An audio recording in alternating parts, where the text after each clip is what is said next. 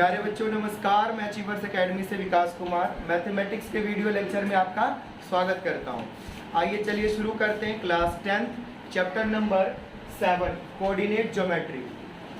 First exercise है। इस exercise में इंट्रोडक्शन बताऊंगा, क्या क्या इस चैप्टर में दिया हुआ है, कौन कौन से फॉर्मूले लगेंगे और कैसे उन फॉर्मूलों को यूज करना है। तो ये इंट्रोडक्टरी लेक्चर है, एक्सरसाइज है, तो इसको आप ध्यान से देखें, तभी आप एक्सरसाइज के क्वेश्चंस को कर पाओगे। चलिए शुरू करते हैं। देखो सबसे पहले कोऑर्डिनेट ज्योमेट्री का मतलब क्या। कोऑर्डिनेट, तो कोऑर्डिनेट का मतलब है, देखो एक्स वाई प्लेन के बारे में आपने प्रीवियस क्लासेस में पढ़ा है। एक्स वाई प्लेन, तो बच्चों ये क्या होता है, एक्स एक्सिस वाई एक्सिस और ये हो गया वाई एक्सिस। यहाँ पर ये वाई एक्स नेगेटिव एक्सिस और ये एक्स पॉजिटिव। यहाँ पर ओरिजिन 0 0, ये वाई पॉजिटिव और ये वाई नेगेटिव। कोऑर्डिनेट का मतलब होता है कि कोई पॉइंट, देखो जब इस पॉइंट की आप बात करते हो, सपोज ये पॉइंट ए है, ये पॉइंट जो है वो ए है, तो ए पॉइंट, ये पॉइंट का जो लोकेशन है यानी पोजीशन इसका कहाँ पर, एक्स एक्सिस से कितना कहाँ पर है ये, और ये वाई एक्सिस के रेफरेंस में क्या है। देखो यहाँ पर रेफरेंस पॉइंट कभी पूछे तो यहाँ पर हम ओरिजिन को रेफरेंस पॉइंट समझ रहे हैं, तो ओरिजिन से ये ए पॉइंट का लोकेशन क्या है, तो एक्स एक्सिस में कहाँ पर है और वाई एक्सिस में कहाँ पर है। तो सबसे पहले एक्स एक्सिस एक्स लिखते हैं और फिर वाई एक्सिस वाई लिखते हैं, ठीक है। तो यही एक्स वाई कोऑर्डिनेट है, यही एक्स वाई क्या है, कोऑर्डिनेट है। इस चैप्टर में हम लोग डिस्टेंस निकालना सीखेंगे दो पॉइंट के बीच का। अब सपोज करो एक पॉइंट यहाँ बी पॉइंट है, तो इसका भी देखो ये एक्स एक्सिस, ये एक्स हो गया और ये वाई एक्सिस के रेफरेंस में जितना डिस्टेंस है वो वाई हो गया। तो इसे मान लो x1 पॉइंट और ये y1, इसे x2 y2। तो a और b दो पॉइंट है एक्स वाई प्लेन के ऊपर, इन दोनों पॉइंट के बीच में डिस्टेंस निकालना है, कितना ये दूर है, कितना इन दोनों के बीच में डिस्टेंस है। तो डिस्टेंस निकालने के लिए आपके पास एक फॉर्मूला है, डिस्टेंस फॉर्मूला। डिस्टेंस फॉर्मूला आप इसे याद रखोगे, फॉर्मूला है A B is equal to, A B means ये ए बी का ये डिस्टेंस, ठीक है, straight distance, under the root x2 minus x1 का whole square plus y2 minus y1 का होल स्क्वायर, ठीक है बच्चों। तो एक बार फिर देखो फॉर्मूला क्या है, यानी किसी दो पॉइंट के बीच का आपको डिस्टेंस निकालना है, तो फॉर्मूला है x, देखो x1 माइनस x2 करो या x2 माइनस x1 करो, दोनों ही सेम आंसर देगा। क्यों, नेगेटिव का ही तो डिफरेंस होगा और वो नेगेटिव खत्म हो जाएगा क्योंकि स्क्वायर है ऊपर में। बट आप फिर भी याद रखें x2 माइनस x1 का whole square plus y2 minus y1 का होल स्क्वायर और ओवर द रूट, इसके ऊपर रूट रहेगा, ठीक है। ये डिस्टेंस का हो गया फॉर्मूला। एग्जाम्पल के लिए आप एक्सरसाइज का कोई क्वेश्चन उठा सकते हो। देखो दो कोऑर्डिनेट दिया होगा पॉइंट, बताओ क्या दिया हुआ है, एक को ए मान लेते हैं, एक को बी मान लेते हैं। पॉइंट दिया हुआ फर्स्ट एक्सरसाइज का फर्स्ट क्वेश्चन में कितना दिया, 2,3 और दूसरा पॉइंट 4,1। तो इन दोनों पॉइंट के बीच का डिस्टेंस निकालते हैं। तो देखो डिस्टेंस क्या, ए बी, फॉर्मूला आप जानते हो, x2 माइनस x1 का whole square plus y2 minus y1 का होल स्क्वायर। x2 कितना है, देखो अब यहाँ समझोगे, ये आपका x1 हुआ, ये y1 हुआ, ये x2 हुआ और ये y2, ठीक है विशाल। अब देखो x2 कितना हुआ 4 माइनस कितना हो जाएगा x1 यानी 2, उसके बाद प्लस y2 क्या है 1 और y1 3, तो माइनस हो गया, इसके ऊपर रूट रहेगा। अब देखो 4 माइनस 2 कितना हुआ 2, तो 2 का होल स्क्वायर, 1 माइनस 3 कितना हुआ -2, तो होल स्क्वायर। अब दोनों का होल स्क्वायर सॉल्व करो तो कितना आएगा, ये 4 आ जाएगा और यहाँ से भी 4 आएगा, यानी √8, और √8 को जब सॉल्व करोगे तो 2√2 आएगा, तो 2√2 आएगा। और यहाँ पर लिख लोगे स्क्वायर, सॉरी यूनिट 3 आएगा, 2 यूनिट। यूनिट का क्या मतलब है, यहाँ पर कुछ सेंटीमीटर या मीटर में तो दिया हुआ नहीं था, तो यूनिट का मतलब जिस यूनिट में भी डिस्टेंस पूछा गया वो यूनिट लगा दिया जाएगा। एरिया निकालते हैं तो लिख देते हैं स्क्वायर यूनिट, क्योंकि डिस्टेंस है तो किसी में तो होगा ना सेंटीमीटर, मिलीमीटर, किलोमीटर, है जी। तो इस तरह से देखो डिस्टेंस फॉर्मूले को यूज करके दो पॉइंट के बीच का डिस्टेंस निकाला जाता है। इस चीज को ध्यान दो, distance formula is used to find distance from या between 2 points in given XY plane. This is the XY plane, this plane is called Cartesian plane. ठीक है, तो डिस्टेंस फॉर्मूला समझ गए। इसका यूज क्या है, देखो इसका यूज क्या है कि सपोज एक ट्रायंगल आपको दिया हुआ है, ट्रायंगल दिया हुआ, ट्रायंगल के तीनों वर्टेक्स, यहाँ समझ लो ट्रायंगल दिया हुआ, ट्रायंगल के तीनों वर्टेक्स ये दिया होगा x1 y1, ये दिया होगा x2 y2, ये दिया होगा x3 y3, a b c।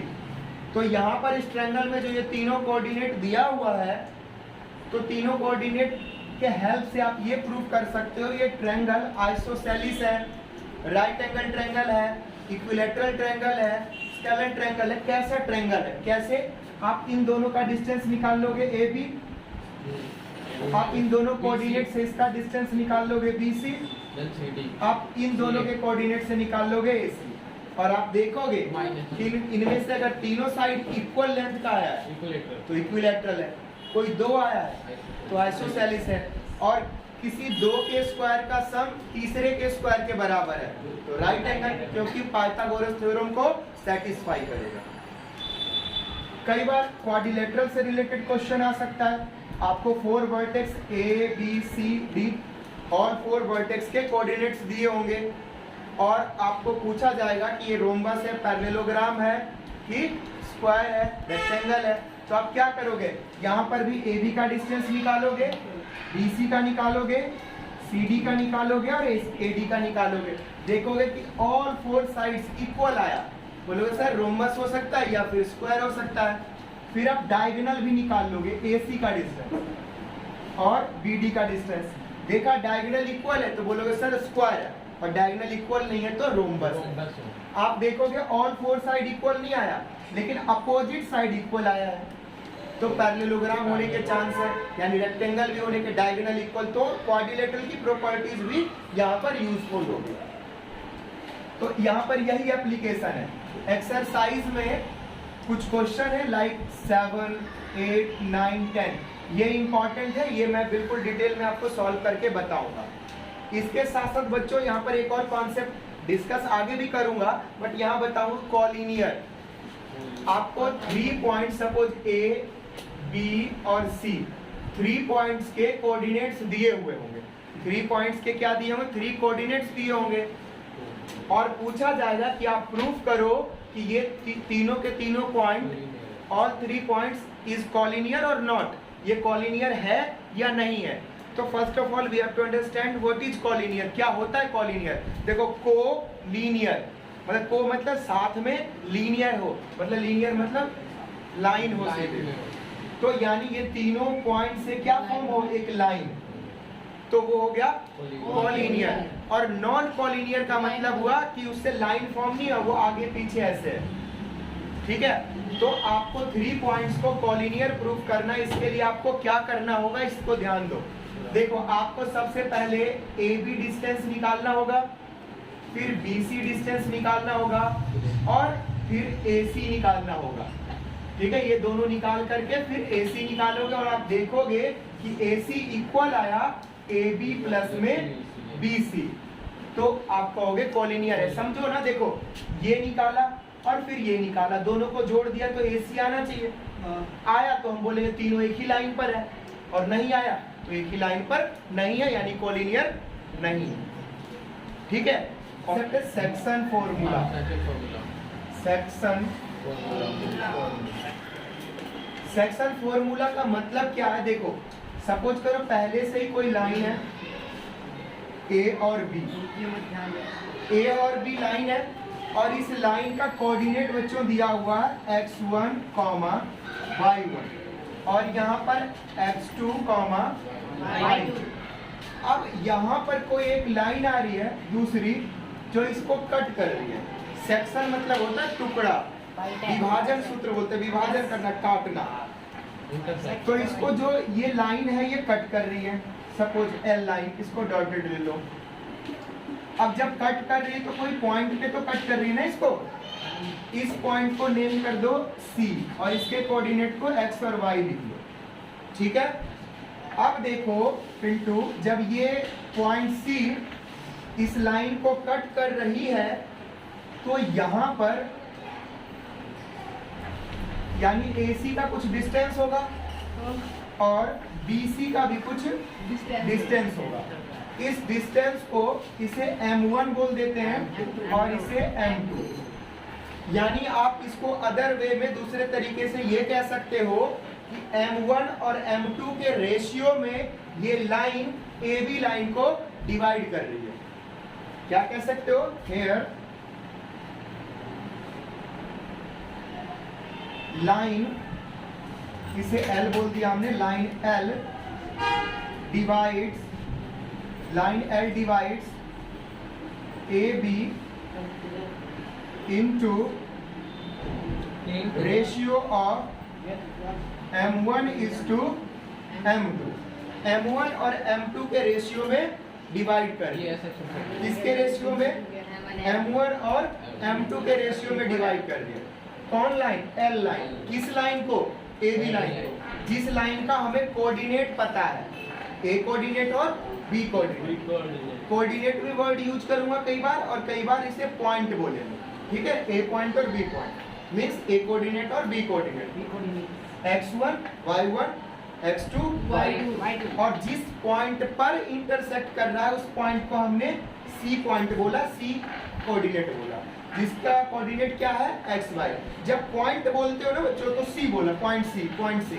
लेकिन जब कोऑर्डिनेट बोलते हो तो हमारा रेफरेंस होता है x और y। अब यहाँ पर फॉर्मूला जो है, सेक्शन फॉर्मूला, वो फॉर्मूला मैं यहाँ लिख रहा हूँ। देखो फॉर्मूला है फॉर पॉइंट C, यानी द पॉइंट C, और जो C क्या है? x, y है, ठीक है। C। अब क्या फॉर्मूला है वो देखो आप। फॉर्मूला बच्चों M1 into x2 plus M2 x1 upon M1 plus M2 comma M1 y2 plus M2 y1 upon M1 plus M। ठीक है। अब ध्यान देने वाली बात ये है कि ये इतना बड़ा दिख रहा है फॉर्मूला, काफी कॉम्प्लिकेटेड, याद रह जाएगा। M1 तो x2, M2 तो x1 और नीचे में M1 प्लस M2। ये जो x कोऑर्डिनेट है ना, देखो x, ये जो x है, ये जो x है ये इसके करस्पॉन्डिंग है और ये जो y है वो इसके करस्पॉन्डिंग है। इसे समझना, जब हम इसे सॉल्व करेंगे, इसे भी सॉल्व करेंगे तो जो वैल्यू आएगा वही एक्स वाई वैल्यू आएगा। ठीक है सुनिए, अब यहाँ पर एक कंडीशन को समझो। इफ पॉइंट सी जो कि एक्स वाई है is mid point of A B. बच्चों अगर ये सी पॉइंट मिड पॉइंट हो किस लाइन के? ए बी लाइन का, तो मतलब ये हुआ कि M1 और M2 इक्वल होगा। M1 और M2 क्या होगा? Equal, means M1 equal to M2। और इसको इस साइड ले आओ, M1 अपॉन में M2, तो देखो रेशियो हो गया 1:1। सो रेशियो क्या हो जाएगा? 1:1। यानी बच्चों इस फॉर्मूले में आप M1 और M2 की वैल्यू 1 रख दोगे तो ये फॉर्मूला क्या हो जाएगा? जरा ये देखना, ये फॉर्मूला हो जाएगा point C X Y equal to, देखो ये हो जाएगा, देखो यहाँ 1 हो गया, तो 1 का मल्टीप्लाई x2 से करोगे तो क्या आएगा, x2 ही आएगा, और यहाँ 1 हो जाएगा तो x1 ही आएगा, और अपॉन में 1 प्लस 2। यहाँ भी इसी तरह से बच्चों y2 प्लस y1 अपॉन में।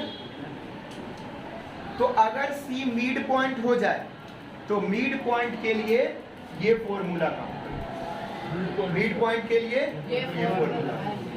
मिड पॉइंट नहीं है तो कौन सा फॉर्मूला? मिड पॉइंट अगर नहीं है, रेशियो कुछ दिया हुआ है, रेशियो कुछ दिया हुआ है, तो आप जो है ये फॉर्मूला यूज करो। इस पे क्वेश्चन भी करेंगे, इसके एग्जांपल, तो थोड़ा समझ में आएगा। ठीक है, नोट डाउन कर लो, पॉज कर लो। हो गया। देखो बच्चों, कई बार जो है ना आपको रेशियो निकालना होगा, कुछ क्वेश्चन में तो रेशियो दिया होगा लेकिन रेशियो निकालना होगा। तो रेशियो निकालने के लिए हम लोग पॉइंट दिया रहता है तो हम सॉल्व करते जाते हैं, तो m1 और m2 की वैल्यू आ जाती है। लेकिन कई बार क्या होता है कि हम m1 m2 की वजह निकालने के बजाय हम लोग क्या करते हैं, रेशियो को लेट कर लेते हैं। रेशियो को देखो, for some time we let ratio, ratio को मान लेते हैं k:1, k:1। इसका फायदा क्या होता है, हमें सिर्फ k सॉल्व करना होता है, इसमें हमें m1 m2 दोनों सॉल्व करना होता है। मैं आगे के वीडियोज में क्वेश्चन दोनों तरीके से सॉल्व करके दिखाऊंगा। तो देखो यही फॉर्मूला, सेक्शन फॉर्मूला क्या हो जाता है, k(x2), यहाँ पर 1 × x1 होगा, तो 1 लिखने की जरूरत नहीं है मल्टीप्लाई में। यहाँ पर k(y2) प्लस y1 और अपॉन में k+1 होगा, है ना, m1 प्लस m2, तो यहाँ हो जाएगा k+1, क्योंकि जो भी रेशियो होगा नीचे ऐड हो जाएगा। तो ये तीनों फॉर्मूला जो है आप इसे नोट डाउन कर लें। सेक्शन फॉर्मूला यही है, क्वेश्चन करेंगे चीजें समझ में आएगा। हो गया। चलो बच्चों, कोई ट्रायंगल दिया हुआ हो, कई बार क्वाड्रिलेटरल भी दिया रहता है, बट आपको उसे क्वाड्रिलेटरल को भी डायगोनल खींच करके क्या बना लेना है, ट्रायंगल। तो कोऑर्डिनेट सिस्टम में ट्रायंगल का एरिया का फॉर्मूला है, आप एरिया का फॉर्मूला यही जानते हो, half base into I. But coordinate system में आपके पास एक और फॉर्मूला है, फॉर्मूला देखो ये है, एरिया ऑफ ट्रायंगल। ये देखो बुक में हाफ होता है, नहीं होता? बिल्कुल होता है, वहां पर भी होता है। और एक हेरोन्स फॉर्मूला भी पढ़ा था, उसमें हाफ नहीं होता, ये याद रखें, ठीक है। हेरोन्स फॉर्मूला में हाफ नहीं होता। तो देखो क्या ये vertex A x1 y1, vertex B x2 y2, vertex C x3 और y3। उसके बाद area of triangle ABC half. उसके बाद देखो फॉर्मूला कैसे याद रखना है, x1 × y2 minus y3 minus y2 × y3 minus y1 plus x3 × y1 minus y2। कैसे याद रखोगे इनटू इस फॉर्मूले को, तो ऐसे याद रखोगे। सुनो, देखो आप लिख लेना पहले x1, x2 और x3। अब देखो ये 1 के बाद ना 2 आएगा, ब्रैकेट में हमेशा y आएगा, 1 के बाद 2 आएगा और 2 के बाद फिर 3 आएगा। अब देखो यहाँ x2 है, तो 2 के बाद 3 आएगा, फिर 3 के बाद तो वापस घूम के 1 पे चले जाएंगे, 1 आएगा। फिर यहाँ x3, तो 3 के बाद वापस क्या आएगा, 1, और यहाँ पे 2। देखो अंदर तो y ही आएगा, अंदर तो y रहेगा, बस ये देखना ना y1 रहेगा कि y2 रहेगा। तो 1 2 3, फिर वापस 1 2 3, और 1 जैसे x पर 3 लिखा हुआ है तो फिर y पर 1 आएगा। तो इस तरह से आप इसको याद रखोगे। बाकी एक चीज याद रखें, इस चीज को, अगर देखो ट्रायंगल के ये तीनों पॉइंट कोलिनियर हैं तो एरिया क्या होगा, 0। क्यों? क्योंकि तीनों तो एक लाइन बना रहा है, तीनों पॉइंट तो एक लाइन बना रहा है, तो एरिया का ट्रायंगल ही फॉर्म नहीं हुआ। तो याद रखना ट्रायंगल का एरिया फॉर 3 कॉलिनियर पॉइंट्स के लिए क्या होगा, 0, क्योंकि ट्रायंगल तभी फॉर्म होगा जब नॉन कॉलिनियर होंगे, लाइन के अलावा कहीं इधर उधर होंगे पॉइंट्स। इसके बाद एक ये डायग्राम भी देखो, यहाँ पर बच्चों सेंट्रॉइड बना रखा है। क्या होता है सेंट्रॉइड? तो सेंट्रॉइड का मतलब होता है जो एंगल बाइसेक्टर होता है। देखो इस तरह से इसका एंगल, ये जहां पर एक दूसरे को इंटरसेक्ट करते हैं, ये सेंट्रॉइड हो गया, ठीक है। अब ये सेंट्रॉइड का सेंटर XY होगा, वो XY कैसे निकाला जाएगा? तो वो XY बच्चों देखो x1 y1 ये coordinate, x2 y2 x3 y3 ये कोऑर्डिनेट। तो ये फॉर्मूला है, द सेंट्रॉइड C XY के लिए x कोऑर्डिनेट क्या हो जाएगा, x1 plus x2 plus x3 upon में 3 और y कोऑर्डिनेट ये y की वैल्यू यहाँ से y1 plus y2 plus y3 upon में 3। तो MCQ में हमेशा ये क्वेश्चन पूछा जाता था और में भी पूछा जाएगा, ठीक है। तो कॉन्सेप्ट के हिसाब से इस चैप्टर में इतना ही है, ठीक है। अगले वीडियो में फर्स्ट एक्सरसाइज फिर सेकंड एक्सरसाइज के 2 पार्ट में वीडियो बनाएंगे। तो आप हमारे चैनल पर बने रहें, चैनल को सब्सक्राइब कर लें और वीडियो पसंद आए तो लाइक और शेयर कर दें। Thank you so much for watching.